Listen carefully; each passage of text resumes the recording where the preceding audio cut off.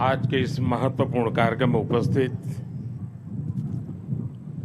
कर्नाटका के गवर्नर श्री, मुख्यमंत्री श्री, रक्षा मंत्री राजनाथ सिंह जी,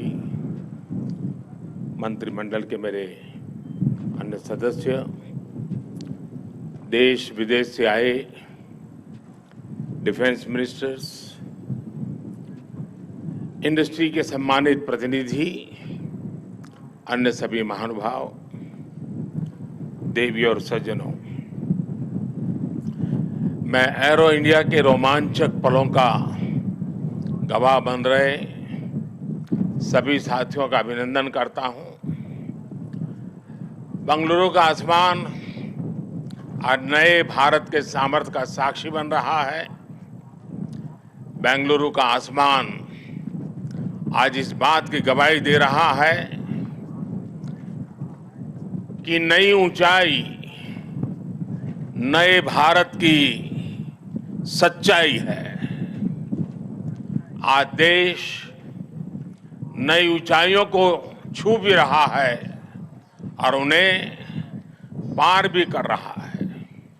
साथियों, एरो इंडिया का ये आयोजन भारत के बढ़ते हुए सामर्थ्य का उदाहरण है। इसमें दुनिया के करीब 100 देशों की मौजूदगी होना दिखाता है कि भारत पर पूरे विश्व का विश्वास कितना बढ़ गया है। देश विदेश के 700 से अधिक एग्जीबिटर्स इसमें अपनी भागीदारी कर रहे हैं। इसने अब तक के पुराने सारे रिकॉर्ड तोड़ दिए हैं। इसमें भारतीय एमएसएमईज भी हैं, स्वदेशी स्टार्टअप भी हैं और दुनिया की जानी मानी कंपनियां भी हैं। यानी एरो इंडिया की theme the runway to a billion opportunities, जमीन से लेकर आकाश तक हर तरफ नजर आ रही है। मेरी कामना है आत्मनिर्भर होते भारत की ये ताकत ऐसे ही बढ़ती रहे। साथियों, यहां एरो इंडिया के साथ ही डिफेंस मिनिस्टर्स कॉन्क्लेव और सीईओज राउंड टेबल इसका भी आयोजन किया जा रहा है। दुनिया के विभिन्न देशों की सहभागिता, सीईओज की ये सक्रिय भागीदारी एरो इंडिया के ग्लोबल पोटेंशियल को और बढ़ाने में मदद करेगी। ये मित्र देशों के साथ भारत की विश्वसनीय भागीदारी को आगे ले जाने का भी एक माध्यम बनेगा। मैं इन सभी इनिशिएटिव्स के लिए डिफेंस मिनिस्ट्री और इंडस्ट्री के साथियों का अभिनंदन करता हूं। साथियों, एरो इंडिया एक और वजह से बहुत खास है।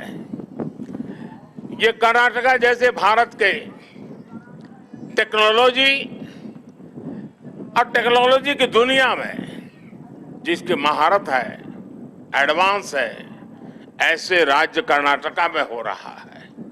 इससे एरोस्पेस और डिफेंस में नए अवसर पैदा होंगे। इससे कर्नाटका के युवाओं के लिए नई संभावनाएं खुलेगी। मैं कर्नाटका के युवाओं से भी आह्वान करता हूं, टेक्नोलॉजी को फील्ड में आपको जो महारत हासिल है उसे रक्षा क्षेत्र में देश की ताकत बनाइए। आप इन अवसरों से ज्यादा जुड़ेंगे तो डिफेंस में नए इनोवेशंस का रास्ता खुलेगा। साथियों, जब कोई देश नई सोच, नई अप्रोच के साथ आगे बढ़ता है तो उसकी व्यवस्थाएं भी नई सोच के हिसाब से ढलने लगती है। एरो इंडिया का ये आयोजन आज नए भारत की नई अप्रोच को भी रिफ्लेक्ट करता है। एक समय था जब इसे केवल एक शो या एक प्रकार से सेल्फ टू इंडिया की एक विंडो भर माना जाता था। बीते वर्षों में देश ने इस परसेप्शन को भी बदला है। आज एरो इंडिया केवल एक शो नहीं है, ये इंडिया की स्ट्रेंथ भी है। आज ये इंडियन डिफेंस इंडस्ट्री के स्कोप को भी फोकस करता और सेल्फ कॉन्फिडेंस को भी फोकस करता है। ऐसा इसलिए क्योंकि आज दुनिया की डिफेंस कंपनियों के लिए भारत केवल एक मार्केट ही नहीं है, भारत आज एक पोटेंशियल डिफेंस पार्टनर भी है। ये पार्टनरशिप उन देशों के साथ भी है जो डिफेंस सेक्टर में काफी आगे हैं, जो देश अपनी रक्षा जरूरतों के लिए एक भरोसेमंद साथी तलाश रहे हैं। भारत उनके लिए भी एक बेहतर पार्टनर बनकर आज उभर रहा है। हमारी टेक्नोलॉजी इन देशों के लिए कॉस्ट इफेक्टिव भी है और क्रेडिबल भी है। हमारे यहाँ बेस्ट इनोवेशन भी मिलेगा और ऑनेस्ट इंटेंट भी आपके सामने मौजूद है। साथियों, हमारे यहाँ कहा जाता है प्रत्यक्षम किम प्रमाणम, अर्थात प्रत्यक्ष को प्रमाण की आवश्यकता नहीं होती। आज भारत की संभावनाओं का, भारत के सामर्थ्य का प्रमाण हमारी सफलताएं दे रही है। आज आकाश में गर्जना करते Tejas fighter planes make in India के सामर्थ्य का प्रमाण है। आज हिंद महासागर में मुस्तैद aircraft carrier INS Vikrant make in India के विस्तार का प्रमाण है। गुजरात के बड़ौदा में C-295 की मैन्युफैक्चरिंग फैसिलिटी हो या तुमकुर में HAL के हेलीकॉप्टर यूनिट हो, ये आत्मनिर्भर भारत का वो बढ़ता सामर्थ्य है जिसने भारत के साथ साथ विश्व के लिए नए विकल्प और बेहतर अवसर जुड़े हैं।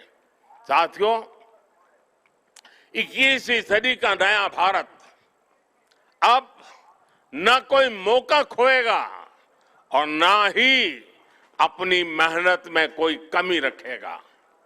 हम कमर कस चुके हैं। हम रिफॉर्म्स का रास्ते पर हर सेक्टर में रिवॉल्यूशन ला रहे हैं। जो देश दशकों से सबसे बड़ा डिफेंस इंपोर्टर था, वो अब दुनिया के 75 देशों को डिफेंस इक्विपमेंट एक्सपोर्ट कर रहा है। बीते 5 वर्षों में देश का निर्यात 6 गुना बढ़ा है। 2021-22 में हमने अब तक के रिकॉर्ड 1.5 बिलियन डॉलर से ज्यादा के एक्सपोर्ट को, उस आंकड़ों को हमने पार कर लिया है। फ्रेंड्स, आप भी जानते हैं कि डिफेंस एक ऐसा क्षेत्र है जिसकी टेक्नोलॉजी को, जिसकी मार्केट को और जिसके बिजनेस को सबसे कॉम्प्लिकेटेड माना जाता है। इसके बावजूद भारत ने बीते 8-9 साल के भीतर अपने यहाँ डिफेंस सेक्टर का कायाकल्प कर दिया है। इसलिए हम इसे अभी केवल एक शुरुआत मानते हैं। हमारा लक्ष्य है कि 2024-25 तक हम एक्सपोर्ट के इस आंकड़े को 1.5 बिलियन से बढ़ाकर 5 बिलियन डॉलर तक ले जाएंगे। इस दौरान किए गए प्रयास भारत के लिए एक लॉन्च पैड की तरह काम करेंगे। अब यहां से भारत दुनिया के सबसे बड़ा डिफेंस मैन्युफैक्चरिंग देशों में शामिल होने के लिए तेजी से कदम बढ़ाएगा और इसमें हमारे प्राइवेट सेक्टर और इन्वेस्टर्स की महत्वपूर्ण भूमिका रहने वाली है। आज मैं भारत के प्राइवेट सेक्टर से आह्वान करूंगा कि ज्यादा से ज्यादा भारत के डिफेंस सेक्टर में इन्वेस्ट करें। भारत में डिफेंस सेक्टर में आपका हर इन्वेस्टमेंट भारत के अलावा दुनिया के अनेक देशों में एक प्रकार से आपका व्यापार कारोबार के नए रास्ते बनाएगा। नई संभावनाएं, नए अवसर सामने हैं। भारत का प्राइवेट सेक्टर को इस समय को जाने नहीं देना चाहिए। साथियों, अमृत काल का भारत एक फाइटर पायलट की तरह आगे बढ़ रहा है।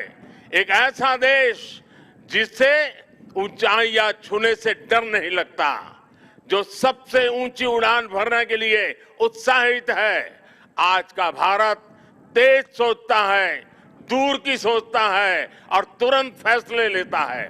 ठीक वैसे ही जैसे आकाश से उड़ान भरने वाला एक फाइटर पायलट करता है। और सबसे महत्वपूर्ण बात, भारत की रफ्तार चाहे जितनी तेज हो, चाहे वो कितनी भी ऊंचाई पर क्यों न हो, वो हमेशा अपनी जड़ों से जुड़ा रहता है। उसे हमेशा ग्राउंड सिचुएशन की जानकारी रहती है। यही तो हमारे पायलट भी करते हैं। एरो इंडिया की गगनभेदी गर्जना में भी भारत के रिफॉर्म, परफॉर्म और ट्रांसपोर्ट की गूंज है। आज भारत में जैसी निर्णायक सरकार है, जैसी स्थायी नीतियां हैं, नीतियों में जैसी साफ नीयत है, वो अभूतपूर्व है। हर इन्वेस्टर को भारत में बने इस सपोर्टिव माहौल का खूब लाभ उठाना चाहिए। आप भी देख रहे हैं कि ईज ऑफ डूइंग बिजनेस की दिशा में भारत में किए गए रिफॉर्म की चर्चा आज पूरी दुनिया में हो रही है। हमने ग्लोबल इन्वेस्टमेंट और इंडियन इनोवेशन के अनुकूल माहौल बनाने के लिए हमने कई कदम उठाए हैं। भारत के डिफेंस सेक्टर में फॉरेन डायरेक्ट इन्वेस्टमेंट को मंजूरी देने के नियमों को आसान बनाया गया है। अब कई सेक्टर में एफडीआई को ऑटोमेटिक रूट से मंजूरी मिली है। हमने उद्योगों को लाइसेंस देने की प्रक्रिया को सरल बनाया है, उसकी वैलिडिटी बढ़ाई है, ताकि उन्हें एक ही प्रोसेस को बार बार न दोहराना पड़े। अभी 10-12 दिन पहले भारत का जो बजट आया है, उसमें मैन्युफैक्चरिंग कंपनियों को मिलने वाले टैक्स बेनिफिट को भी बढ़ाया गया है।